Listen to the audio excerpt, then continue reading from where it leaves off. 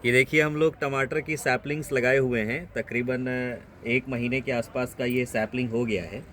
और सैपलिंग लगाने के बाद आज इसको ट्रांसप्लांट करने का दिन आ गया है। तो देखिए इसको एक एक करके हम मिट्टी के साथ इसको यहाँ से निकाल रहे हैं। आप देखिए इसको किस तरीके से, और इसकी जो सैपलिंग्स हैं बाद में हम इसको ट्रांसप्लांट करेंगे। हमने इस तरीके का ग्रो बैग बनाया हुआ है पूरा, आप एक टूर देखिए इसका। और ये कुछ टमाटर हमारे जो हैं हम लोगों ने पहले लगाए थे, पहली सीरीज़ में लगाए थे, तो ऑलरेडी ये डेवलप हो गए हैं। 3 से 4 टमाटर हमने पहले ही ट्रांसप्लांट कर दिए हैं और ये तकरीबन 1.5 से 2 महीने की हो गए हैं, 1.5 महीने के आसपास मान लीजिए। अब हम इसको इस तरीके का ग्रो बैग जो हमारे पास है उसमें हम इसको लगाने वाले हैं। देखिए ग्रो बैग की जो साइज़ मैंने रखी हुई है वो तकरीबन 15 इंच हाइट का साइज़ है और 15 इंच डायमीटर का ग्रो बैग है हमारा। और इसमें लगभग हमने एक गड्ढा ऐसे बनाया हुआ है, और गड्ढे का जो साइज़ है वो आप 6 से 8 इंच मान के चलिए, 6 से 8 इंच रहेगा। और इसको जैसे ट्रांसप्लांट करना है तो मैं आपको एक ट्रांसप्लांट करके दिखाता हूँ कि किस तरीके से उसको लगाया जाता है। आप देखिए जैसे ये हमने वहाँ से निकाला, ट्रांसप्लांट करना है इसको, तो ये आप देखिए इसमें जो वाइट वाइट जो रूट्स दिख रही हैं ये भी इनकी रूट्स ही होती हैं, हेयर्स होते हैं इसके। तो हमको इस तरीके से इसको अंदर तक रखना होता है ताकि ये जो वाइट वाला पोर्शन है ये दब जाए, जिससे इसकी जब रूट्स बाद में डेवलप होती हैं तो वो ऊपर ना रहे, नहीं तो उससे बहुत ज़्यादा बीमारी टमाटर में फैलती है और फिर टमाटर का जो उत्पादन है वो घट जाता है। तो देखिए तकरीबन इस तरीके का ऐसा एक गड्ढा बना लेंगे, और गड्ढा बनाने के बाद इसको पूरी तरह से मिट्टी यहाँ पे इसको रख देंगे। और रखने के बाद देखिए यहाँ से ऐसी मिट्टी इसको साइड साइड से कवर कर देंगे। और थोड़ा सा गहरे में ही लगाना होता है, क्योंकि अगर आप गहरे में नहीं लगाएंगे तो बाद में जब आप पानी देंगे इस पौधे को, तो पौधे को पानी देने के बाद फिर इसकी जड़ें ऊपर आने लगती हैं। तो आपको भी यही थोड़ा सा ध्यान रखना है कि सेंटर पे लगाइए।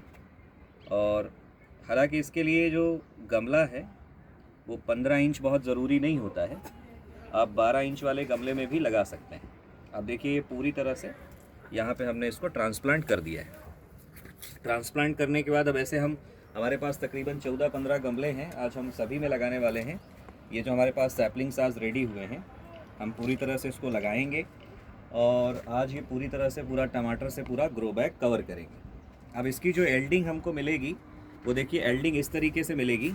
ये हमारे अभी पहले के ग्रोन टमाटर हैं, देखिए कितना ज़्यादा डेवलप है। और इस वाले पेड़ को आप देखिए, इसमें तकरीबन 3-4 किलो टमाटर ऑलरेडी लगा हुआ है।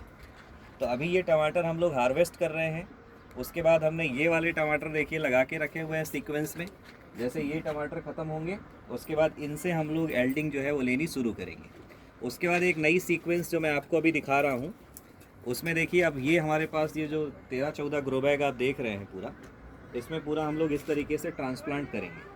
तो जब जब वो तैयार होके ख़त्म होंगे उसके बाद फिर इनसे एल्डिंग शुरू हो जाएगी, फिर इस तरीके से इनसे हमारा प्रोडक्शन शुरू हो जाएगा। अब इसको ग्रो बैग को रेडी कैसे करते हैं, देखिए ग्रो बैग को रेडी करने के लिए हमने क्या है, हमारे पास जो पहले से गमलों में मिट्टी पड़ी हुई थी वो पूरा मिट्टी हमने यहाँ पे फैलाया हुआ है, और इसमें हमने वर्मी कंपोस्ट मिलाया है।